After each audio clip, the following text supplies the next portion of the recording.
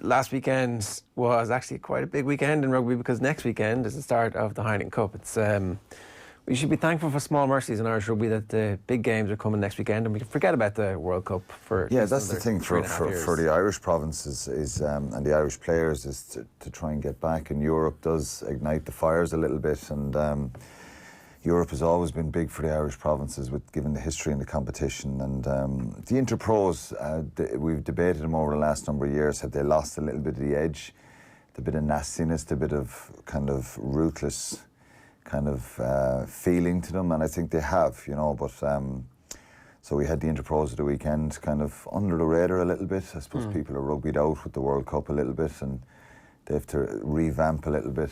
Premier League took over at the weekend, and club hurling and all that kind of stuff. Yeah. Well, look, let's start with the game in Thomond then, because Conway should have played a lot more in the World Cup, right?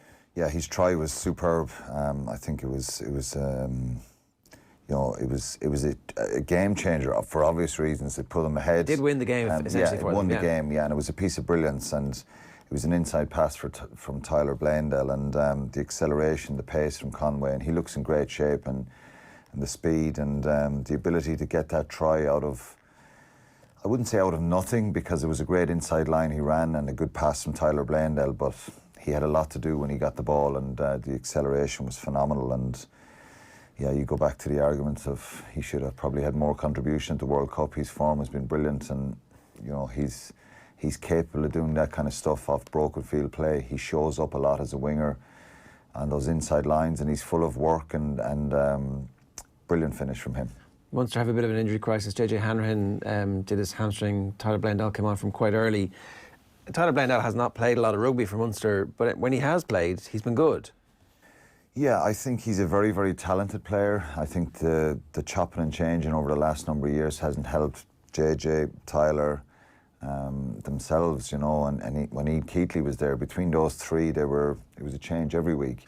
And I think JJ Hanrahan probably hadn't started 2 games for Munster, which is unbelievable, in a row for a long time, a very, very long time. So he played well against Cardiff, the Blues, last week, and he was starting this game against Ulster, and he's probably perceived to be ahead for Europe, that he was going to be the starting fly half, but unfortunately he picked up a hamstring injury after 30 minutes, and they're down to the bare bones now with Tyler Blandell. He's a very good player, but sometimes you think it's the confidence and it's that authority that you need. I think a couple of years ago when he came in first, when he came back from the initial injury, he's had a lot of injuries, and I think it does affect the physical nature of the player, because I think he's a very, very good footballer, but sometimes he looks a little bit, I suppose, soft in the contact areas, and he forces decisions then. It's probably a confidence thing as well, you know, but I think he's a brilliant player. I like him as a player. He just needs a bit of time to get that confidence back, and this might be the run in the team that he needs. Europe doesn't kind of afford you that time, you know what I mean? Even though you could argue that I meant playing minutes as opposed to time on the ball, but yeah, I know what you mean, yeah. It's for any player to be confident and battle-hardened, you need a run of games, and they're now at a situation where he doesn't have a run of games again, but so he's got to rely on the talent that he has and get up to speed pretty quickly. Even though they're away in Europe, and Europe is always, it's different. The Ospreys were beaten by the Kings at the weekend, which was kind of throws them into a bit of turmoil. They have a lot of injuries themselves, Welsh players away at the World Cup. I've heard rumours that the Welsh players are not going to be back for a number of weeks. Well, if that's the case, they're just not competing in Europe if they're not going to be back.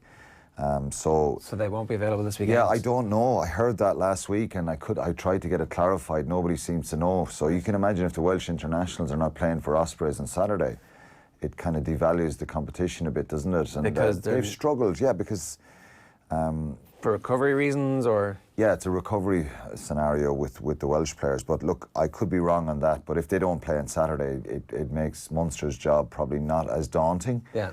They'll be very, very wary of underestimating travelling away in Europe, because the competition has shown over the years that no matter who you play, it can all change very quickly in Europe.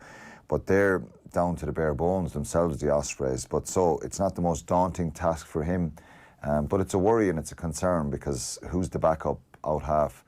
And you know, Ben Healy.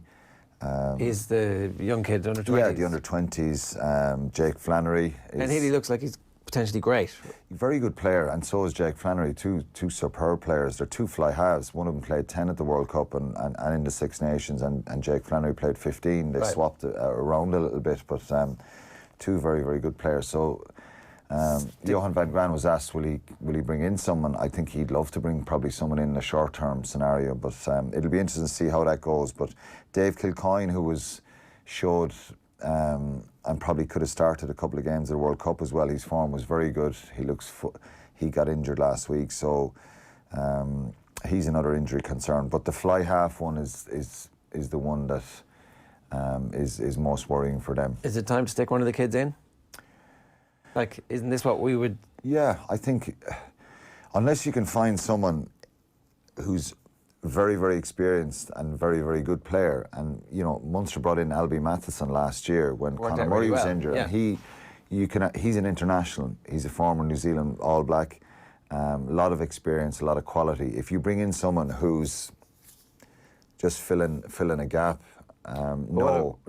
exactly. So I think, yeah, promote one of the younger players. Unless somebody's available out of Japan or someone like that, an overseas player who is a top quality player who's played international rugby and has a lot of experience, because Europe is a bit different, Jared. They've Racing the week after, and double headers against Saracens. So isn't this our chance to start pushing our young players out and go, look, come on, you can do this. This is the whole point of our culture. This is why we brought you through the academy. I know you want to bring them through the right way though, and give them game time in the Pro 14.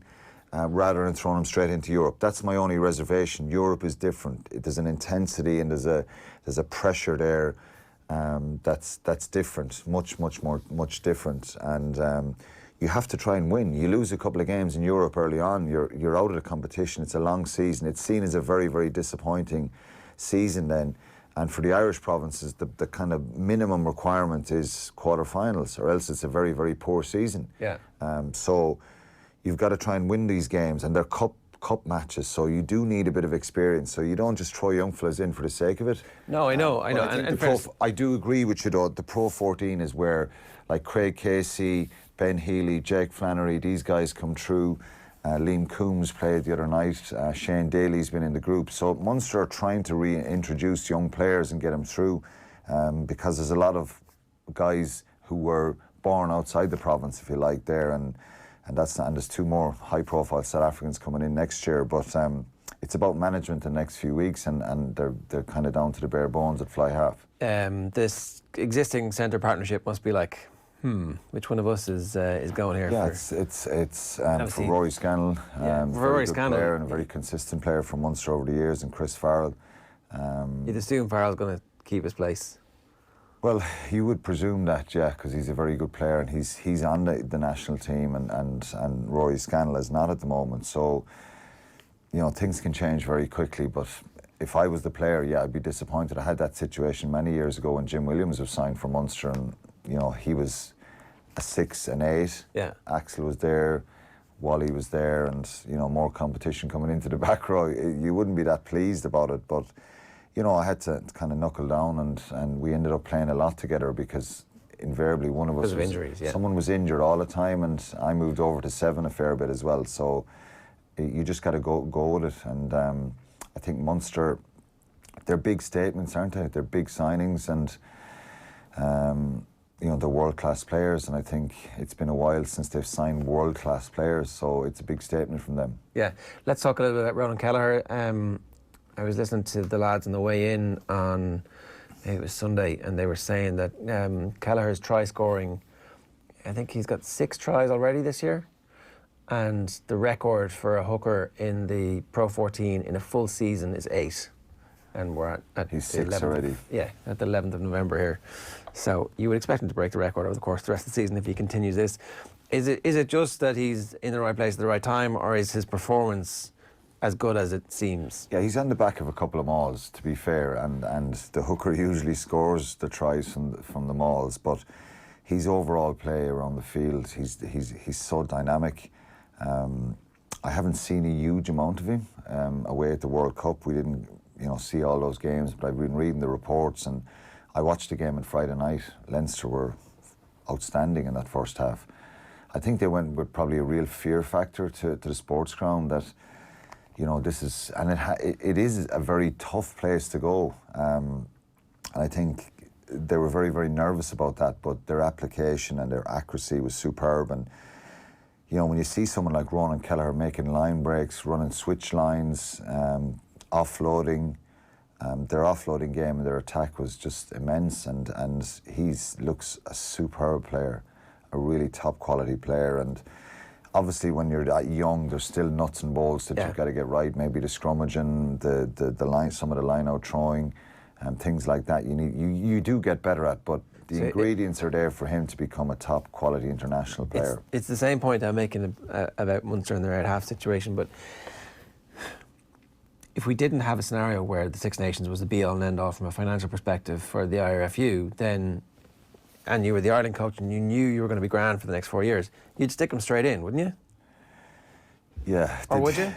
Well, someone like Ronan Kelleher now is potentially, if he starts for Leinster in Europe, or plays a part, well, he has to go straight into the Six Nations squad. You're talking about someone like Ben Healy, who hasn't, he's had a small, very, very minimal involvement. Yeah, I'm saying stick him on the bench. Yeah, it's up to the provincial coaches to bring these guys in and play them. And if they play a number of games and then they're good enough, and they're good enough really by judging them. You can't take risks in Europe and go, well, we're just going to throw a young guy in there because we want to develop him. There is a bit of a stepping stone scenario there, unless they're an exceptional, freakish talent out of school. So I think someone like Ronan Kelleher, he's played a lot of games. He's played 6 or 7 games so far for 6 games for Leinster. He's been involved in all of them. He's going to be involved in the squad for Europe. So I think you need that kind of a progression. But I do agree, it'd be lovely for a scenario, but it's just not going to happen. The Six Nations is about winning, and it's a financial driver. You can do some experimenting. And where the experimenting comes in for me is that if the young guys that you want to make changes and bring in, if they're playing for the province, well, fair enough. They're getting that game time, and they're there on merit. It's a little bit. Thing. Now you might take a chance on someone like if Ronan Kelleher played in the Six Nations this year, for example, and even if he played very well with Leinster, people would say straight away, well, it's too early and it's a bigger step up and all that. But we need to get that out of our culture, right? We need to be like is his form good? Yes or no? On we go. If he's involved with Leinster for Europe, well then. It's a no-brainer. Whether he starts or is second choice or third choice hooker in the squad, who knows? But he needs involvement then, because the progression, the steps are positive, and there's movement every time in what he's doing. But his performance was brilliant the other night. But Leinster right across the board. Joe Tomani was really good. Someone who struggled. Jimmy O'Brien, who came in for Robbie Henshaw. Robbie Henshaw withdrew before the game. Hugo Keenan at full back, Will Connors. They're new names, aren't they? A lot of them. I know we recognise some of them from playing some Pro 14 last year and under 20s and stuff like that. But they're just in a scenario, Leinster again, where they're backing these young players and this talent that are they were superb the other night. James Lowe is Irish qualified now, or is about to be Irish qualified? Is it this month? I'm not sure exactly when. But he would be in our team at the minute, would he? I think so. Yeah, I think so. He's a really good player who's right across the board. He's just offers a huge amount of energy, enthusiasm, and quality as well. Yeah. Of the Irish teams heading into European action next weekend, given how good Leinster have been over the last couple of seasons, success for them is reaching semi-finals. The least that they'll expect is to be in the business end of the tournament. Yeah, if you look at their group, it's Benetton, Leon, Northampton, and I think they can win 6 out of 6 there if they get themselves right. Maybe 5 out of 6 going to Leon. It depends what stage where they're at in the competition.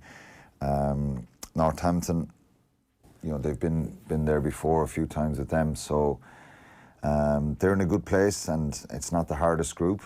But for any of them, I think Ulster go to Bath on Saturday, and that's a big game for them, you know, because if you need away wins in Europe, and they've got Quins Clermont in their group as well, which are, you know, they've got to either win at Bath or Quins. I think it's going to be very difficult to win at Clermont, so to get that away win, why not do it at the first game? It gives you a brilliant opportunity to start well in the competition and build a bit of momentum. And Connacht then, who are depleted, Quinn Rue, Gavin Thornbury, both out injured. They're in a tough place with the second row. I think they were very, very, very depleted there. They've got Montpellier at home, so at least they're at home. They've had a lot of injuries, Connacht, and Andy Friend, I think, would have been, I think, shell-shocked at that first half performance last week. As good as Leinster were, Connacht were really poor in that first half. What were Ulster like? Munster were quite in control, I think. It wasn't the best game to watch. I think Munster were... Ulster came back into it in the second half. A lot of mistakes from Ulster, but they were very, very competitive. I think they, again, you know, a fear of what happened there 12 months ago. They were beaten 64-7. Promising. They have some good players. I think McCluskey and Marshall played well in the centre. They could have won the game. They were 16-15 up in the middle of the second half, and bar that bit of brilliance from Andrew Conway to unlock that defence and change the flow of it. But it was hard to judge both sides because there's still, you know, guys trying to mesh the teams together. Yeah, for sure. So it'll be, and that's why it's tricky for Europe, for the Irish provinces this time. Leinster were the ones who had the really, really positive performance. Although the Ulster pack only really had Jordy Murphy coming back. Am I right? Just off the top of my head? Yeah, Jordy Murphy was probably the only one back there. So their pack should have been... Ian Henderson needs to come back into the pack. Yeah. And Sam Carter, the Australian's a decent player. Sean Reedy, Timoney, Jack McGrath, you know, they've some good players there, and the problems for Ulster in the last number of years were probably being porous up front, so they've got to get it right there. So they were very competitive, and they frustrated Munster a lot, and there wasn't a lot in the game. Is Jack McGrath ever going to play for Ireland again? Can he get back to that? Yeah, I think so. I think if he plays, if he gets a run of games and performs well, and if the team go well, if they do well in Europe, it grabs the attention in the next few weeks. Is he more a scrummager? Is that would that be something that he would have been known for? So is there a way back in that way when you look at how South Africa were able to dominate a game by scrummaging well? I think his all-round game when he was at the height of his powers and playing really well is... I don't think he would have been as dynamic in the carry as Cian Healy, but his scrummaging was rock solid, and you think back 2 years ago, he was potentially, probably should have been starting in that Lions second test or third test. He was very, very close to Maka Vunipola. So for one reason or another, I think he's kind of fallen down the pecking order, whether it's a fitness thing or a confidence thing or an ability to play more and be more dynamic. I think, but the change of scenery hopefully will do him well. He's still a top player, and hopefully he gets his form back. Yeah, all right. Alan, good stuff. Thanks a million for popping in this morning. Sure. Alan's going to be back with us on OTB AM on Friday for a full preview of the Champions Cup.